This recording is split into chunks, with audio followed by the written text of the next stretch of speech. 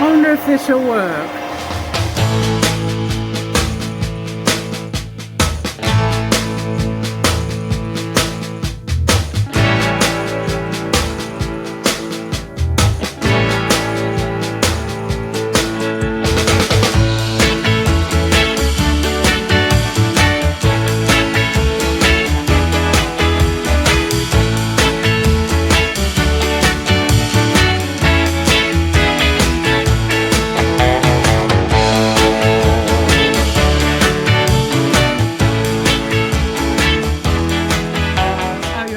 Ralfy Customs, something a bit different from me today. It's bank holiday weekend, it's Easter weekend, and I'm not in today, although I am in. What I'm in for, I've made this, and it is a pacifier. Some people call them stim sticks, some people call them fiddle sticks, some people call them whatnots. It comes from, right, long story short, I'm in recovery. Most of you know, I'm very proud of what I've achieved, so I don't make a secret of it. I'm 8 years clean and dry after nearly 30 years of addiction. So I stopped doing gear, stopped drinking, stopped smoking, then I had to stop vaping, and I went to toothpicks, which I still like, but I don't use them. Stop toothpicks. Every now and again, I get a craving, and I reach for something, and it's not there, because I don't use, I don't drink, I don't smoke. Nothing there, nothing to use. And I spoke to a friend of mine about it, this craving, and he said, have you not got a pacifier? And I'm like, what a fucking dummy for grown-ups. I've got false teeth for a start off, that ain't gonna work. And he went, no. And he explained it. He'd made he's an engineer. And he'd made this piece of aluminium. He turned a piece of aluminium, not dissimilar. I've not seen a photo, but from what he described, it had a variation of textures, sizes, features, bits. And basically, when you reach, you pick this up and you fuck about with it. And it stops that craving, that need. It's a pacifier. Yeah. Take it out in public with you. There are, I've drilled a hole in the end. You can put your keys on it, put a key ring on it, and then you're starting to get into a bit of an handy tool. You can use it for different things, for a bit of self-defense, which I won't go into on here, because it's not that sort of thing, but you could swing your keys around, you could hold your keys and swing this and whack some fucker, and if you got out around the side of the head, you'd let go. You'd stop doing what you were doing. But again, it's not that. I can't remember what they're called. I'll put it in the description. But very useful little handy thing. It's got an hole in the end, which you can play with. Yeah, and you can do what you like with it. I might make a load and put them on the website, just random different ones. Might not. See if there's any interest. There you go. So follow me. Also, I'm doing, because I'm not really here and it's like an holiday thing, I've tried to use what I call is a No-Pro, which is a cheap copy of a GoPro action cam to get better footage on the lathe. So bear with me. It might not be any good. It might be the worst video I've ever done, which is saying something, but bear with me. You'll see me do this in real time on the lathe, and then a bit of pillar drill and a bit of cleaning up. So have a great one. Thanks for watching, and we'll see what it comes out the other end. Well, I know, because I've got it here, but you know what I mean. Okay, first things first, put a bit of stainless in. Reviewing the footage, I think that it's recorded okay, but the sound quality is absolutely appalling, so I'm having to do a voiceover the entire clip and mute the sound down on it. Anyway, stainless in, nice and tight, face it up. It's already been machined. I've made something out of this stock already. Although there is a hole in the end, obviously it's been centered up before, but it's not been centered up in this operation, so we need to clean that away and give ourselves a bit of a fresh start. Obviously it's not crucial, this is not a machined part, it's just what it is. It's just a toy, a soothing thing, or whatever you want to call it, pacifier. Bit of self-defense if you need it So nothing's crucial here. There's no drawings, there's no measurements. I'm just going to make it up as I go along. Yeah. Anyway, we face that up, and we're going to do the obligatory centre drill. You can see I'm wobbling, the camera's wobbling a little bit there as we're moving that into shot. So we're going to do a centre drill there using my Morse Taper 3 centre drill holder. If you scroll back down through my videos, you'll see where I made that for this lathe and for my little Atlas. And we're going to switch that out, and we're going to take that down a little bit deeper with a 10mm, I believe I've used. So I've opened that out to a bigger hole to give you a bit of something more to play with.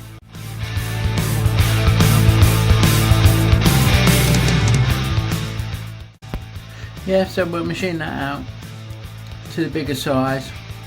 We'll just bottom it out. As I said, nothing's crucial, so it's not really that important. A little bit of oil on there. Look at the smoking, you can see the stainless certainly generates the heat, don't it? As we're working away. A little bit of camera shake going on, because this setup is very experimental. I'm not sure if it's a winner chicken fucking dinner, or whether I'm going to bin it off and try something completely different for the next one. Either way, let's stick with it. Use the footage that we've got. Just clean that edge, break the edge there with a file, and use the deburring tool on the inside. This is a matter of habit, to be fair. As you'll see in a little while, I actually machine that away again. So there was no need to do that internal deburring, but as I said, I'm making it up as I go along, this part, so we're going to see what happens. Anyway, that's machined, that's nice and smooth. First operation done. I'm just going to pull it out a little bit, which is a bit of a no-no if you're making something that's needs to be engineered properly, but I've not taken into consideration when I did that first operation. I was going to machine the outer diameter in the way that I am. You know, I'll give myself a bit more stock to work to as I bring the knurling tool into play, and we're going to do a knurled finish on this section of the stock. Plenty of oil when you're knurling, and go in hard and go in slow is my advice. Although what I should have done here again is adjusted these first before I started running it up. No big deal. I can just take that down so it gets just where I need it, which is, if you imagine a clock, we're going at 8 and 10, or maybe 8 and 11, but we're certainly in that sort of area on the stock. And now we're running that cut and feeding it down gently, and hopefully all will be well in the knurling world.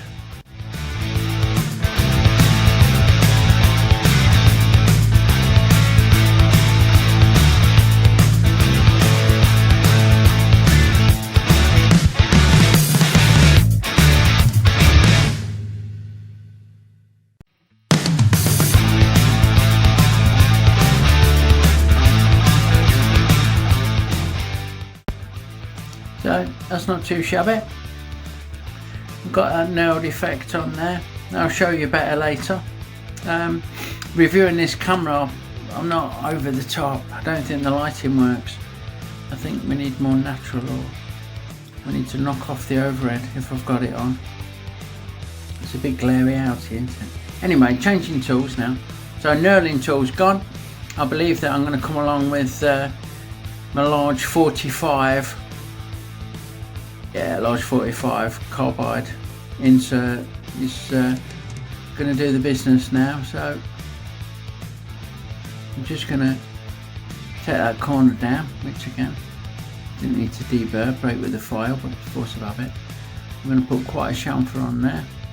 Don't worry, we'll be coming along later to remachine the hole. I'm not going to leave it sharp. And I'm going to guesstimate for a plunge cut, and now I'll have a look. Yeah, that works pretty well. So we're in there, And we're going to feed along and turn the knurling off in effect, aren't we? We're going to knock it down to a parallel part. I know that I'm going to leave a little bit of knurling on the end, look, as you can see there. Back again, and so we're going to go with another lighter cut just to give us a bit of a finish,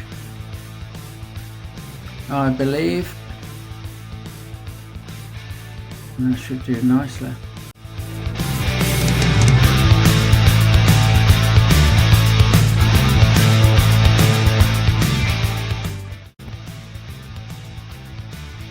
And there we go with our finishing pass. So 2 medium, well, 1 heavy, 1 medium and 1 really light, just to give us a bit of a shiny finish on the stainless. I balanced up the knurled parts. Now I'm going to feed the tool in here, clean up the end of this bit of knurling and give us that parallel bit up to the chuck, so it matches pretty much the work that we've already done on this end of the fiddle stick.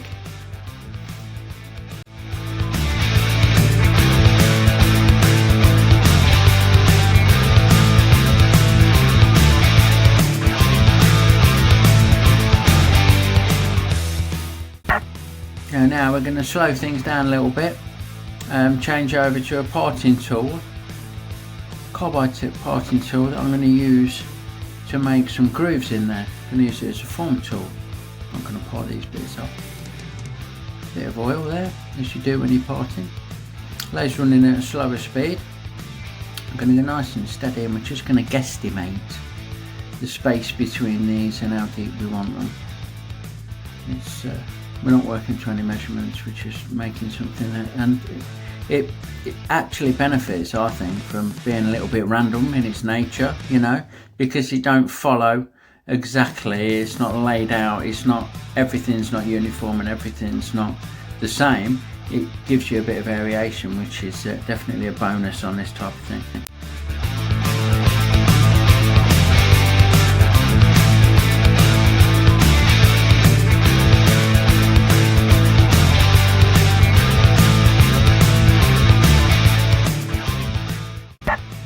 Now I've switched to my boring bar, again carbide tipped.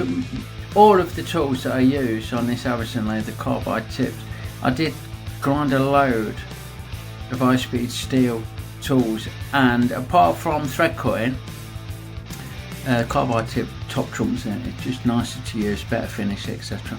And really I could have done this with a regular tool, but it's my first time using this brand new boring bar, and although I'm not really boring with it, I'm seeing how it cuts, and I'm just taking the end of this down, so I've got a more of a square shoulder on there, so we've not got a sharp edge on that hole. And there you go, that's done rather nicely. I think we'll go in now and deburr again, and that'll give us a nice smooth finish to that end of this gizmo.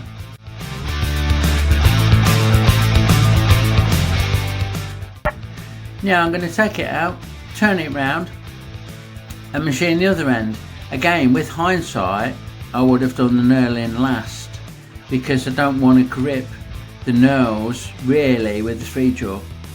Yeah, it's going to mark them up a little bit. It don't really matter in this because it's a bit of a suck it and see. It's a test piece, it's a prototype if you like, and I've learnt knurl last, because you don't want to spin it round and mark your knurling with the 3-jaw chuck, which will happen. I could wrap those jaws in soft aluminium or copper or something, or wrap the piece itself. Could tape it up, or again wrap it in thin aluminium or copper to prevent any damage from the 3 jaws, from the jaws of the chuck. But for this it don't really matter. It doesn't make any difference whatsoever. I'm just going to go in now and dress the end of this up, because it's just as supplied, this end. I've not touched it since I got it, so just going to do a couple of facing cuts, and then we'll do a gentle cut down the diameter just to true it up.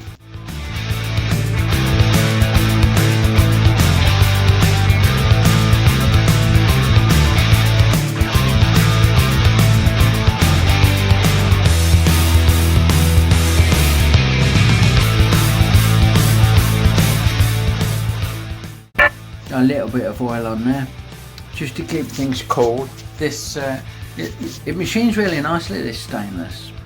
It's just firm enough that it don't gum up your tools, but it's soft enough that it cuts lovely. I really enjoy using it. The one thing is you need to be sure that you tighten things down properly in your chuck, and this will show later as I try and do something it's not quite having it. I need to nip against that knurling a little bit firmer, which again is not ideal, but it don't matter for this sort of thing. Anyway, we've turned down a diameter there. I've left a bit of the original size just where the chuck is. There's about an inch or so, three-quarters of an inch maybe, of the size of the bar, just stock, just raw, just as it came. And that's gonna be a little feature in that part of it. Just taking another couple of shavings off the end, just to clean up what was a bit of a wobbly chamfer on the end where it was milled or cut or whatever before I got it. So it's just tidied that end up a little bit there. And now we're swapping over tools again. What I wanted to do was form a round end on it, and I didn't have a tool that would do that. I could make a form tool, but because this is just a rough and ready test piece prototype, I'm going to go in now with my 30-degree chamfer tool that's going to give me a bit of gradual slope on there that I can smooth off later on. Just nipping that up, look, see how it's crept on knurling. You won't see that, but it's actually just let go a little bit on that chuck there as I'm trying to cut this chamfer, because it's quite a heavy cut. We're taking quite a slice off this end. We're just doing that 30-degree to give us, like I say, a bit more of a rounded end.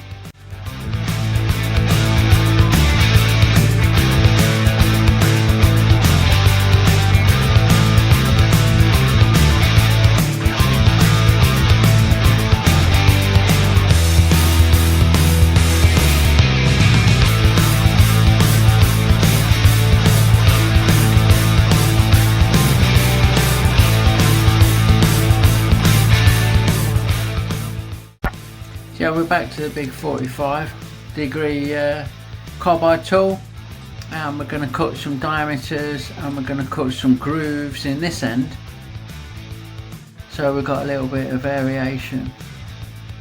Here we go, we're just doing plunge cuts now, and again just estimating the distance between them and the depth that we're going, and there we're in with a nice deep one,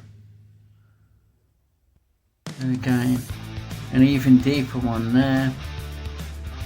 Really mixing it up, and I think that here I decide that I'm going to machine the actual diameter down, so we're giving ourselves a slim bit to add more variation, and we're going to take that right up to the full size bit that I left unmachined. So there's 3 different diameters on this section that's poking out of the vise at the moment.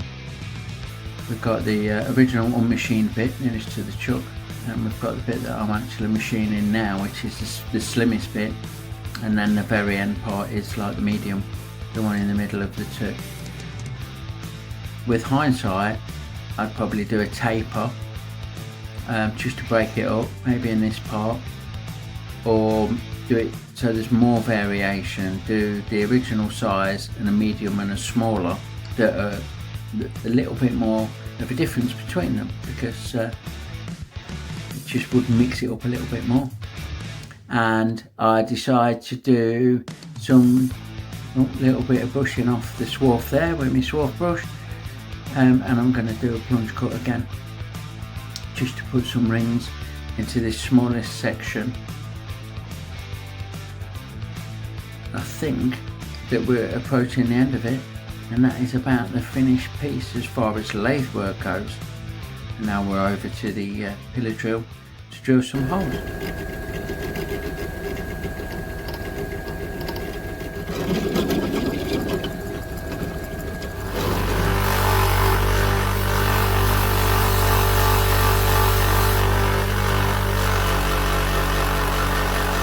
So there you go. It's a nice little fiddlestick, pacifier, Kubertan, short batten. Yeah, nice little something to play with. If there's any interest, I'll knock a load up and stick them out there. If not, I've got mine all sorted. Lots of love, everyone. It only leaves me to thank you for watching. And as always, check out the description. Please like and subscribe and click the bell, whichever side it comes on. That side of thing, I always get it wrong. So you get notifications. Spread the love. Follow my friends in the description. If you come from me, leave a comment so they know that you found them through my channel. That way we know the networking works. Have a wonderful one, and I'll see you again soon.